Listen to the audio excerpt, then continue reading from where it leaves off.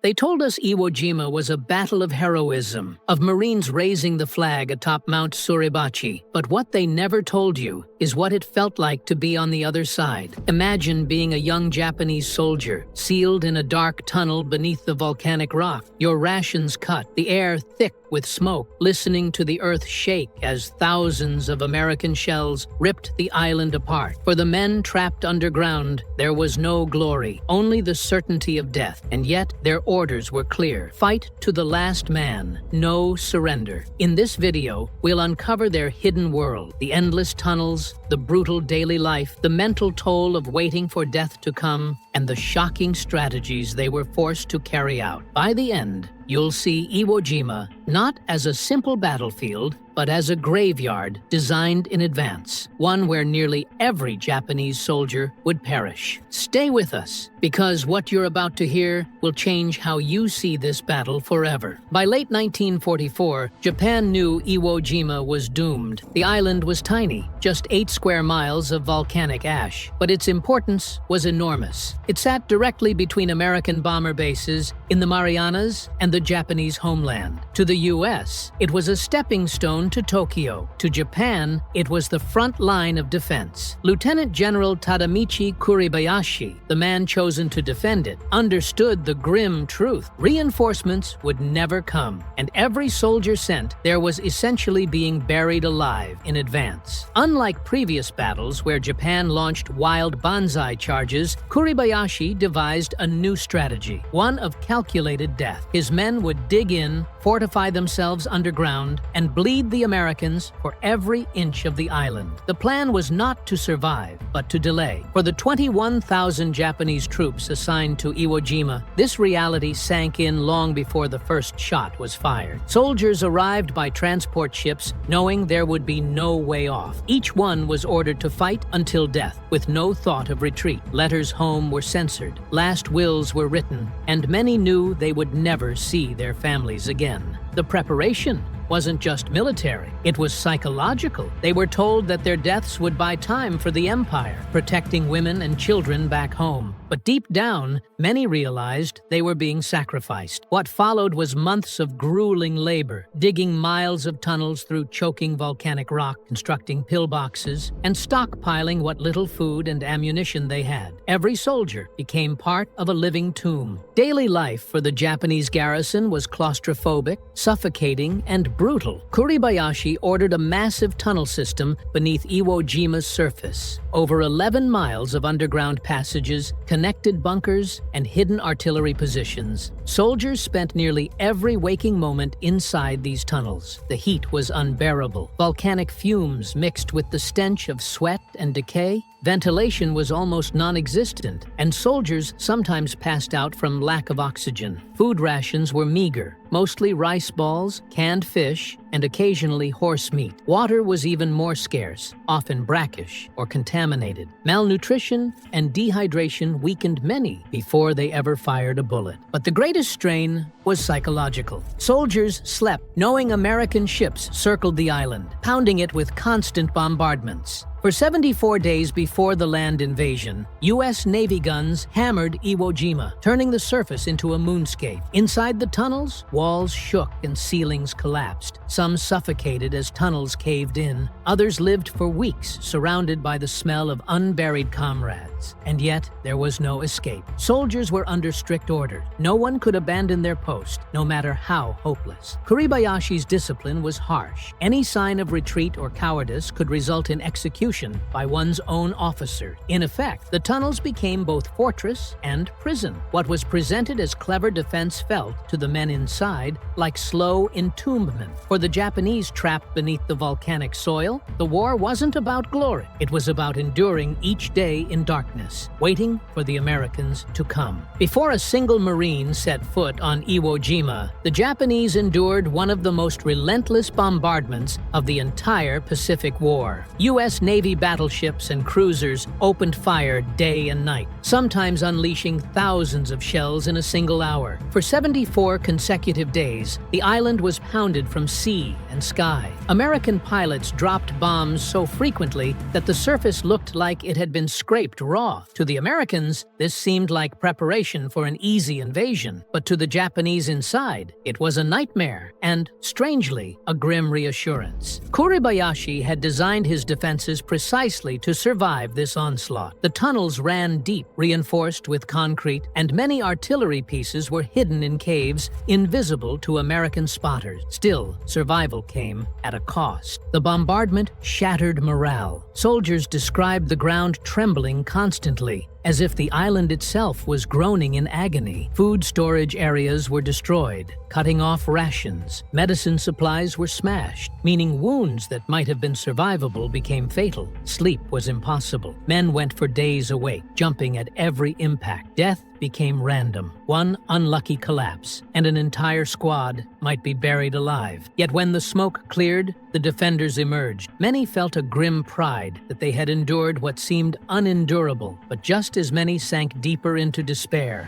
realizing the invasion hadn't even begun. They knew what awaited them, an enemy with overwhelming firepower and endless reinforcements, while they were trapped with dwindling supplies, already half-starved, and no hope of rescue. The bombardment was supposed to break them. Instead, it locked them tighter into a suicidal resolve. For the men underground, the only future left was death. On February 19, 1945, the U.S. Marines launched the invasion. Over 70,000 men prepared to storm an island defended by barely 21,000 Japanese. American intelligence assumed the Japanese had been annihilated by the naval bombardment. The beaches looked strangely quiet. Marines hit the black volcanic sand expecting token resistance, but what they found was worse. The ash-like ground swallowed their boots, making every step exhausting. Heavy tanks and vehicles bogged down almost instantly. Still, for the first hour, there was eerie silence. Some Marines began to believe the Japanese had been destroyed or had abandoned the island. Then, at Kuribayashi's signal, the mountain erupted. From the slopes of Mount Suribachi and hidden bunkers inland, Japanese artillery, mortars, and machine guns unleashed a coordinated barrage. Thousands of Marines were cut down within minutes. Unlike earlier battles where Japanese troops wasted lives in suicidal charges, Kuribayashi's plan was deliberate. Every shot had been calculated to create maximum carnage. Marines had nowhere to hide. The beach provided no cover. They dug desperately into the volcanic ash with their helmets, trying to escape the bullets slicing through the air. Landing craft burned. Men drowned under the weight of their gear, and the beaches became a killing field. From underground tunnels, Japanese defenders emerged to fire, then disappeared again like ghosts. For the Marines, it was chaos. For the Japanese, it was grim satisfaction. They had prepared for this moment for months, and yet, even as the Americans suffered staggering losses, the defenders knew they couldn't stop the invasion. Their orders weren't to win. Their orders were to drag the fight into the heart of the island, inflicting as many deaths as possible before their own annihilation. As the battle pushed inland, the true scale of Kuribayashi's defensive genius became clear. American troops expected to wipe out the Japanese in a week. Instead, they faced a nightmare that lasted over a month. Every hill was a fortress. Every cave hid a machine gun. The tunnels connected positions so well that when Marines thought they had cleared an area, Japanese troops reappeared hours later, firing from behind. It was as if the island itself was alive, spitting death from every shadow. Life for the Japanese defenders grew even more unbearable. Ammunition dwindled, food rotted, and water supplies ran out. Soldiers survived on handfuls of rice, sometimes even grass or insects. They fought while dehydrated, malnourished, and wounded. Yet, their discipline remained unshaken. Kuribayashi had forbidden senseless banzai charges, and instead,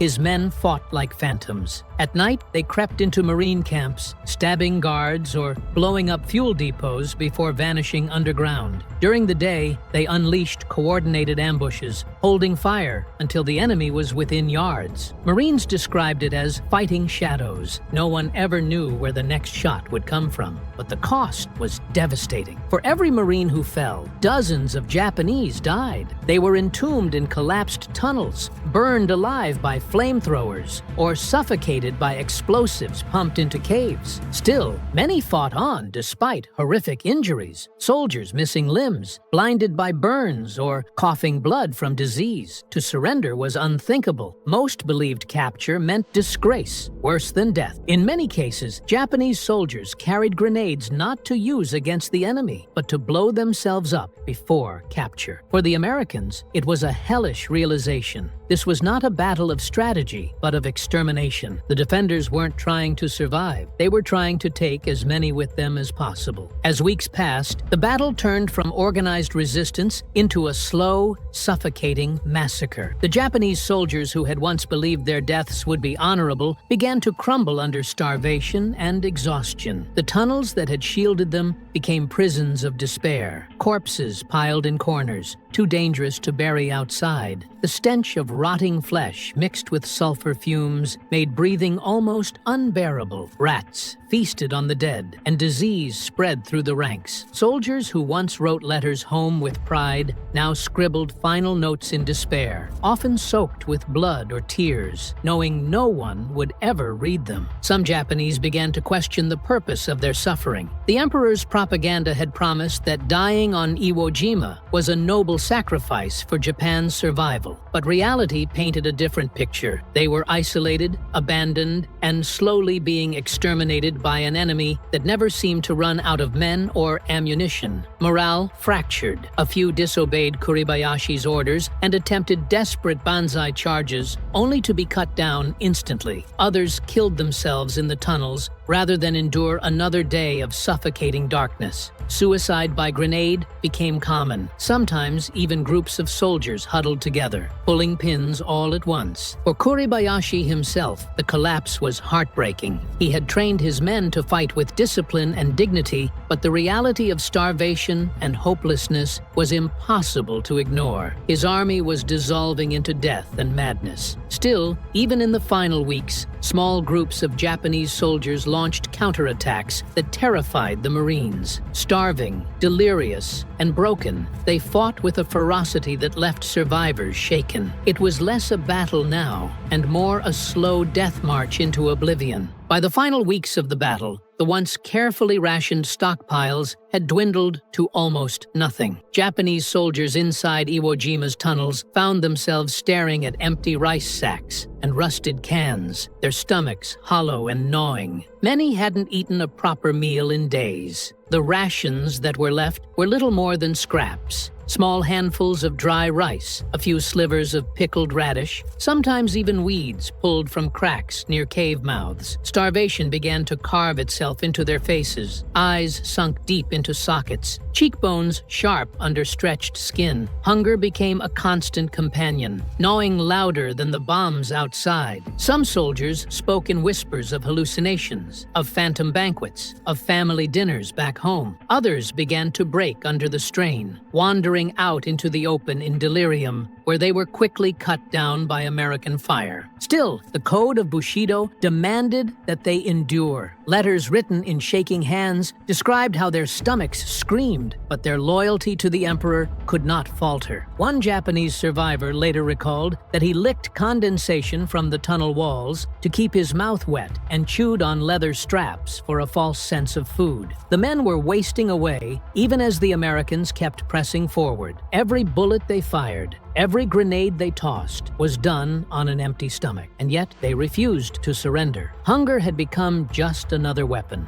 one that was killing them faster than any Marine bullet could. By mid-March, Iwo Jima was a graveyard, yet inside the tunnels, the last surviving units clung to their weapons, waiting for the inevitable. Knowing that death was certain, Japanese commanders ordered banzai charges, frantic, desperate rushes against the American positions. But unlike earlier battles in the Pacific, the Iwo Jima charges were often fragmented, disorganized, and heartbreaking. Men who could barely stand from hunger and exhaustion strapped on bayonets and ran straight into walls of machine gun fire. Some stumbled forward, coughing blood, Others dragged themselves with wounded legs, screaming prayers to the emperor. The Americans were stunned at first, but the charges were brutally ineffective. Entire squads of Japanese soldiers were cut down in minutes. For the men launching them, however, these final assaults were not about victory. They were about honor. They were a way to avoid the shame of capture, a final burst of defiance against an overwhelming enemy. One Marine diary described watching a wave of starving men come charging, only to collapse halfway across the black sand, too weak to even reach the front line. The Marines opened fire, but there was a grim silence afterward, as even the victors understood that they had witnessed something both terrifying and tragic. For the Japanese, it was the only way left to die with dignity, by showing that even in their final moments, they would not lay down their arms. When the guns finally fell quiet on Iwo Jima, nearly the entire Japanese garrison had been annihilated. Of the roughly 21,000 soldiers who defended the island, only around 200 were taken prisoner. The rest were dead, buried in tunnels, crushed under bombardments, or slain in hopeless charges. For Japan, Iwo Jima became both a symbol of sacrifice and a warning of what awaited them as the war closed in on the home islands. For the men who died there, their suffering remained hidden beneath layers of silence. Survivors who did make it home rarely spoke of the battle. To describe the starvation, the endless bombardments, the claustrophobic terror of living underground, these things were considered shameful in a culture that demanded bravery above all. Families often never knew how their sons died, only that they had fallen honorably on Iwo Jima. In truth, many had wasted away in the dark, or taken their own lives with grenades rather than be captured. The Americans raised their flag on Mount Suribachi, a moment immortalized in photographs and film. But for the Japanese, there was no such symbol, only the silence of the dead. The tunnels they built became tombs, still echoing today with the memory of men who fought until nothing remained. That is the dark truth of Iwo Jima from the Japanese side. Not one of glory, but of starvation, desperation, and silence that still haunts history.